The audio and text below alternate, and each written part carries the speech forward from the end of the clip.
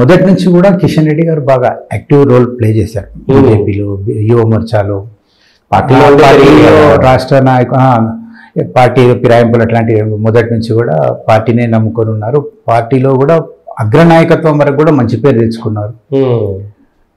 అయితే మరి కిషన్ రెడ్డి గారి లాగా చాలా మంది ఉన్నారు. వాళ్ళందరికీ రాని గుర్తింపు కిషన్ రెడ్డి గారికి ఎందుకు వచ్చింది అనే విషయంలో మనం ఒకసారి ఆలోచిస్తే ఒక ఎగ్జాంపుల్ చెప్తాం. నేను ఉన్నా ఆ రోజు, నేను కూడా కిషన్ రెడ్డి గారి పక్కనే ఉన్నా. దూరదర్శన్లో అంటే అప్పుడు ఎలక్ట్రానిక్ మీడియా ఏది రాలేదు అప్పటికి. All India radio and Doordarshan మాత్రమే ఉన్నాయి గవర్నమెంట్. యా, సో దూరదర్శన్లో తమస్ అనే ఒక సీరియల్ వచ్చేది. తమస్, ఓకే. సీరియల్ పేరు తమస్. ఆ సీరియల్ని బీజేపీ వాళ్ళు బాగా వ్యతిరేకించారు. అంటే హిందువులు కూడా చాలా వ్యతిరేకించారు. ఈవెన్ బీజేపీ వాళ్ళు దానిపైన యాజిటేషన్స్ చేశారు. దేశవ్యాప్తంగా యాజిటేషన్స్ చేశారు. ఎందుకు అంటే తమస్ సీరియల్లో హిందువుల మనోభావాలను దెబ్బతీసే విధంగా ఉన్నది ఆ సీరియల్ వస్తుందని చెప్పేసి, ఆ సీరియల్ని నిలిపివేయాలని చెప్పేసి వీళ్ళు బీజేవైఎం నాయకులు, కార్యకర్తలు పెద్ద ఎత్తున దూరదర్శన్ కేంద్రానికి వెళ్ళారు. ఓకే. అయితే ఇక్కడ మీరు గమనించాల్సింది ఏంటంటే దూరదర్శన్ కేంద్రము అప్పుడు రామంతాపూర్లో లేదు.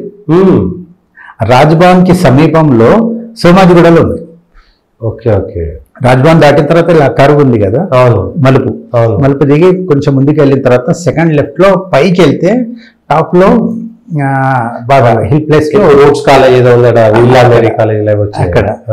అక్కడ దూరదర్శన్ కేంద్రం ఉండేది. ఈ సీరియల్ని తమస్ సీరియల్ని నిలిపివేయాలి అని చెప్పేసి పొలమని చాలా మంది నాయకులు, కార్యకర్తలు వెళ్ళారు.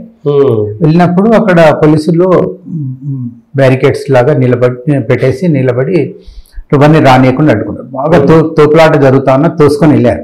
అప్పటికి ఈ ముళ్ళ కంచెలు ఉన్నాయి కదా, ఇప్పుడు స్టీల్ పెడతారు కదా, ఇనుప ముళ్ళ కంచెలు అప్పట్లో లేవు. ఇంకా ఇనుప ముళ్ళ కంచెలు లేవు, రాలేదు ఇంకా అంత టెక్నాలజీ మనకి రాలేదు ఇంకా.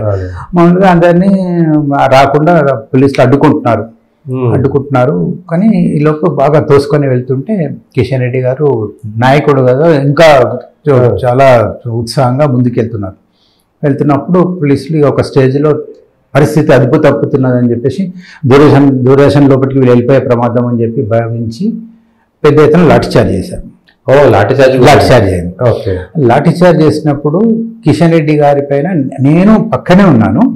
ఒక కానిస్టేబుల్ లాఠీతో బలంగా కొట్టినప్పుడు కిషన్ రెడ్డి గారు ఏంటంటే తన మీద లాఠీ పడకుండా ఏం చేశారంటే చెయ్యి ఇలా పెట్టారు. ఓకే, అడ్డం పెట్టిన లాఠీ అడ్డం పెట్టాడు, అట్లా పెట్టారు. పెడితే ఆ లాఠీ కరెక్ట్ ఇక్కడ పడింది. ఇక్కడ నుంచి ఇది మొత్తం పగిలిపోయింది.